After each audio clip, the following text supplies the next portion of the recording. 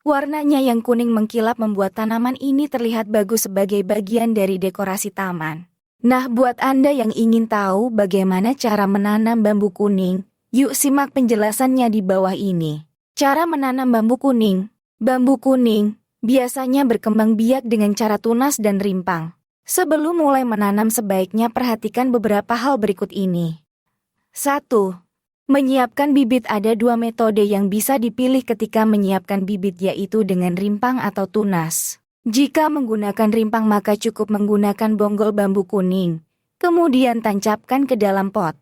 Jika bibit dari tunas maka pilih tunas bambu yang sehat, setelah itu potong tunas dan akarnya. Kemudian rendam dalam larutan vitamin B1 selama 2 hingga 3 jam untuk merangsang pertumbuhan akar. Baru kemudian tunas siap untuk ditanam. Bibit bambu kuning yang berasal dari tunas tidak akan sama dengan indukannya. Tingkat keberhasilannya sekitar 90% saja. 2. Persiapan media tanam dan penanaman.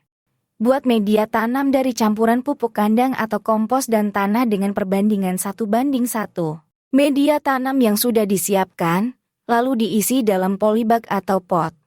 Setelah itu, tancapkan bibit bambu kuning. Kemudian padatkan tanah di sekitarnya agar bambu kuning dapat berdiri tegak, lalu siram menggunakan air sampai basah. Tempatkan bibit di tempat teduh selama 1 minggu. Tunas daun dan bambu kuning akan tumbuh setelah 1 minggu. Setelah bambu kuning tumbuh tinggi, Anda bisa memindahkan ke ruang terbuka untuk mempercepat pertumbuhan tanaman ini. 3. Perawatan bambu kuning. Bambu kuning cukup disiram 2 hingga 3 kali seminggu ketika cuaca panas. Supaya perakaran dapat terus tumbuh secara optimal perlu dilakukan penggemburan tanah secara rutin setiap 3 bulan sekali.